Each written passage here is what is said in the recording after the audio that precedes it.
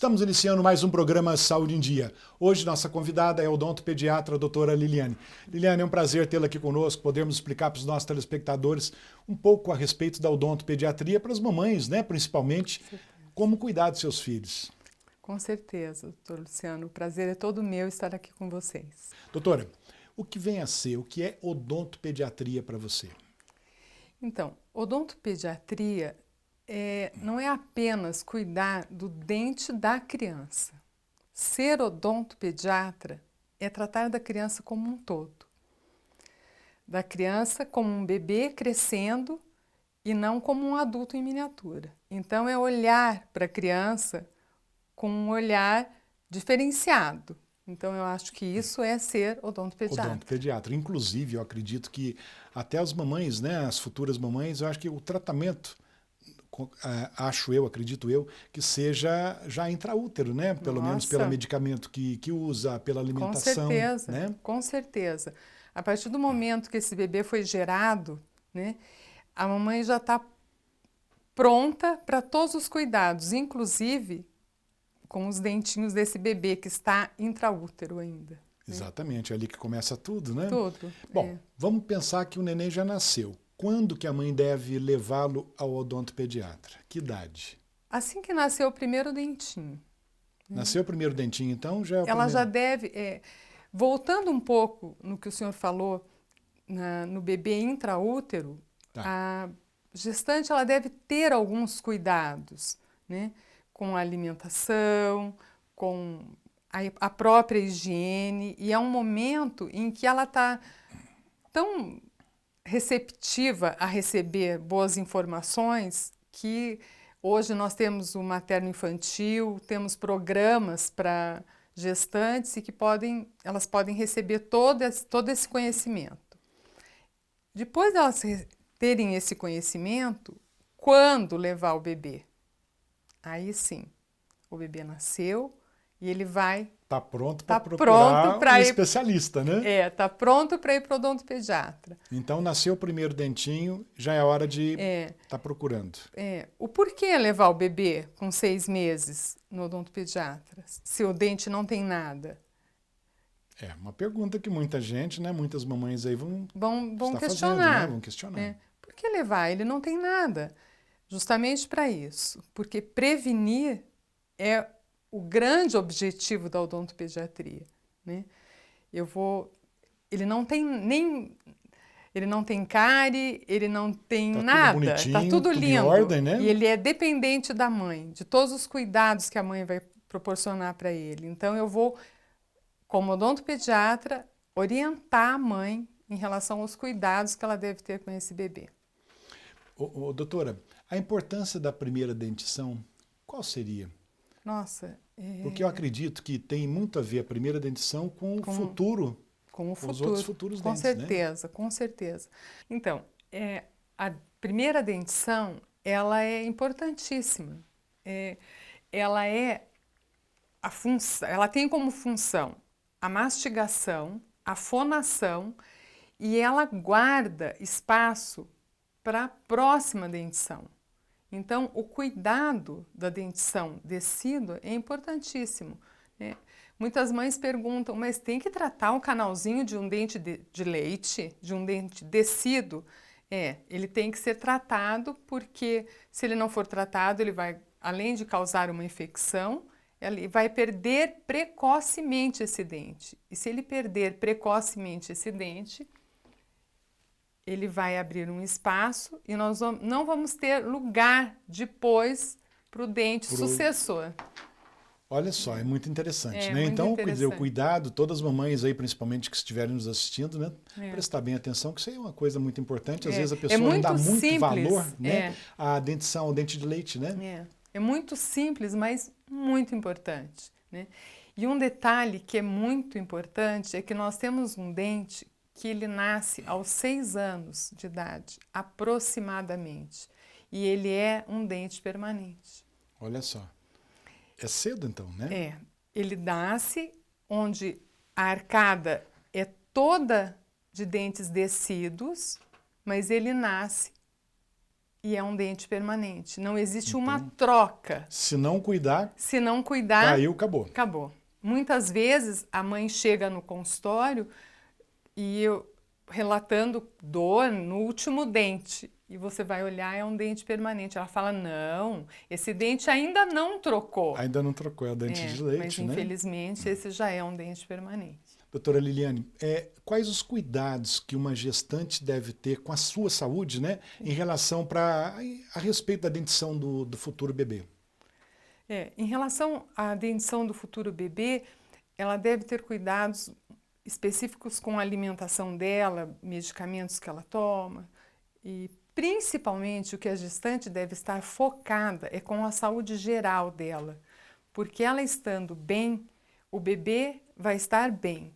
Se ela não tiver uma saúde equilibrada, o bebê vai sofrer as consequências, desde a sua saúde bucal. Porque então a gestante tem que estar com a saúde bucal também em dia, né? Em dia. É um mito que a gestante não pode ir ao dentista. A gestante deve ir ao dentista. Tem que ir. Tem que ir, porque por um problema dental, o problema de gengiva, que a gente chama uma periodontite, um problema periodontal, ela pode ter um aborto, né? Então vamos cuidar direitinho. Né? Fazer tudo com certeza. E como prevenção, principalmente. Principalmente. Inicia-se a prevenção. Né? Doutora, nós vamos fazer um breve intervalo, já voltamos com o programa Saúde em Dia. Voltamos com o programa Saúde em Dia. E hoje conversando com a doutora Liliane, que é odontopediatra. Bom, doutora, falando em odontopediatra, qual seria a importância do aleitamento materno para a saúde bucal no neném? Nossa, é primordial. Né? Hoje em dia não consegue se entender um bebê não ser aleitado no peito. Né? É importantíssimo. O bebê, quando é aleitado no peito, ele recebe estímulos para a musculatura bucal, estímulos emocionais. Não é só pegar a criança no colo para dar mamar, né? É fazer com que a criança tenha toda a musculatura facial estimulada para uma boa dentição futura também, né? Que o ato de sugar movimenta, né, a musculatura. Né? Desde a respiração, porque se ele for colocado numa posição correta para o aleitamento, ele vai usar a respiração nasal e já vai criar o hábito de respirar pelo nariz, que é a respiração adequada. Né? Um bebê bem amamentado, ele não pega a chupeta, porque ele faz duas plenitudes, a plenitude estomacal e a plenitude muscular. Né? Ele suga. Sacia, né? Ele sacia. Fica satisfeito. Ele sacia. Então, um bebê, quando é bem amamentado, bem aleitado, no peito, ele mama e dorme. Né? Aí, aquele bebê que mama e chora é porque está faltando alguma coisa. Né? Aí entra, ou está faltando leite, alguma coisa está acontecendo. Né? Mas é muito importante. Hoje é impossível imaginar assim, impossível não, porque existem casos em que, por problemas, a mãe não consegue amamentar. Então, e não tem vamos casos entrar nesse também detalhe. Que a mãe não quer amamentar. Não quer. Né? Temos muito. O problema assim, mais comum encontrado no prematuro, qual seria? Olha, o prematuro, quando ele nasce, os dentes estão em formação ainda. A partir da sexta semana de vida intrauterina, já inicia a formação da dentição decídua. Então, quando ele nasce precocemente, a maturação e a mineralização desses dentes podem. Né? Em saúde, a gente nunca pode dizer que vai acontecer. Não é? Né? Porque a gente, é verdade. A gente tem casos de prematuros e que tiveram a dentição decídua e permanente intactas, como a gente teve casos de prematuros que tiveram, inclusive, a falta de quase todos os dentes. Olha só. Então, a prematuridade do bebê, o nascer prematuro, pode causar sérios danos, né, tanto na formação do dente como na maturação dele. Doutor, inclusive a gente ouve tudo, né? Estando trabalhando na área da saúde, a gente acaba ouvindo um pouquinho de tudo. E uma vez eu também já ouvi perguntando se a cárie é uma doença que transmite. Eu acho que muitas mães, né, acabam tendo essa dúvida. Tem sim. E a cárie é uma doença transmissível e ligada diretamente à dieta. Olha só. Mas ela é transmissível porque ela depende da bactéria. Então, ela é transmissível. O tal beijinho na boca do bebê transmite. Então, uma bactéria contaminada, né? O tal chupar a chupeta para dar para o bebê, né? Gente, do bebê, o adulto é adulto, não é verdade? É verdade. Então, a cárie é uma doença transmissível. E quais seriam os riscos, ou qual o risco para essa doença, para a cárie? O maior risco é a bactéria, né? E a dieta, né? Então, nós só vamos ter cárie se nós tivermos o alimento, o dente e a bactéria. O dente nós vamos ter sempre. A bactéria nós vamos ter sempre. O que nós conseguimos controlar? É o alimento sobrando na nossa boca. Então, se tiver uma escovação adequada, não vai ter cárie. Muitas vezes as mães me perguntam, mas por que ele está com cárie? Desse tamaninho, Desse tamaninho. É porque não escovou. E o bebê e a criança não é responsável por isso. Responsável é o adulto. É o adulto, né? O responsável. Às vezes é muito difícil falar isso para a mãe, mas o responsável é o adulto. Quer dizer que os hábitos alimentares, então, estão diretamente relacionados com a cárie dentária. Diretamente relacionados.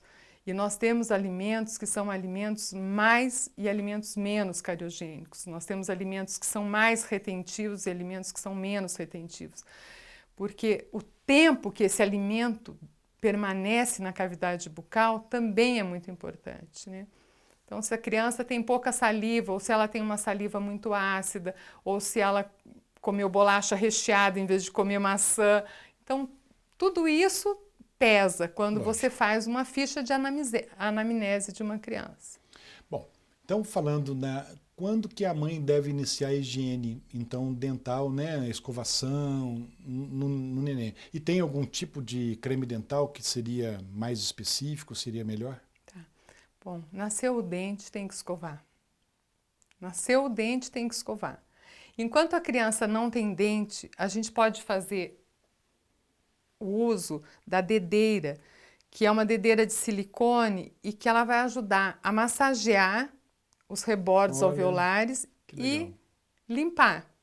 A partir do momento em que o dentinho nasceu, o primeiro dente, com 6 meses, a gente vai usar a escova dental. Tá? Essa é uma escova que tem um protetor que a gente pode até dar na mãozinha da criança. Não vai ter o perigo, né, dela aprofundar. Tá? Então, dá uma na mão da criança e a mãe usa a outra, porque a responsabilidade da escovação é do adulto, né? Do pai, da mãe ou de um adulto responsável pela criança. Seja quem for, mas que seja responsável, que seja responsável pela criança. Pela criança. Isso. Doutora, nós vamos para um breve intervalo e já voltamos com o programa Saúde em Dia. Voltamos com o programa Saúde em Dia. E neste bloco também a presença da Juliana com as perguntas de nossos telespectadores. Juliana, como que estão as futuras mamães ou as mamães em relação às perguntas? Olha, doutor Luciano, temos várias dúvidas aqui das mamães, né, futuras mamães, com relação, né, doutora Liliane, a respeito, né, da saúde bucal. Exatamente. Desde a criança, né, da gestação até na idade, passo a passo, né, do crescimento da criança. E que é um assunto muito importante, né, doutor? E muitas pessoas não dão atenção. Não dão atenção, deixa para lá e tem que cuidar. Criança, a gente tem que estar em cima, não pode deixar, não. De jeito nenhum. Né, com certeza. Com certeza. Inclusive, Juliana, você poderia deixar, né, já o endereço eletrônico para os telespectadores que queiram participar. pode enviar então as perguntas para o nosso e-mail, drluciano@programasaudeendia.com.br. E lembrando, né, doutor Luciano, que as pessoas que mandarem para a gente as perguntas será mantido em sigilo por questões éticas. Exatamente, isso é muito importante, né, Juliana? Então, vamos voltar aqui com a doutora Liliane, né? E eu gostaria que, se possível, que você dissesse para os nossos telespectadores quais os hábitos que podem ser prejudiciais ao crescimento e desenvolvimento da arcada dentária de um bebê. Certo. Bom, tudo que não é natural vai prejudicar a arcada do bebê e da criança futura, né? Então, o único hábito que é natural é o aleitamento materno.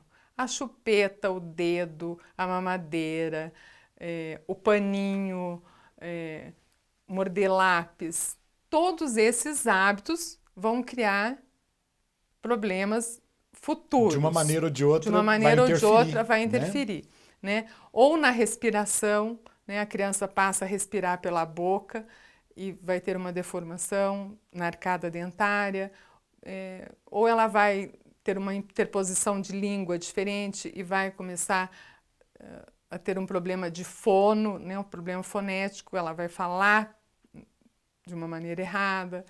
Então, os hábitos são... a gente tem que prestar muita atenção. Ficar se policiando, ficar atento. Atento, né?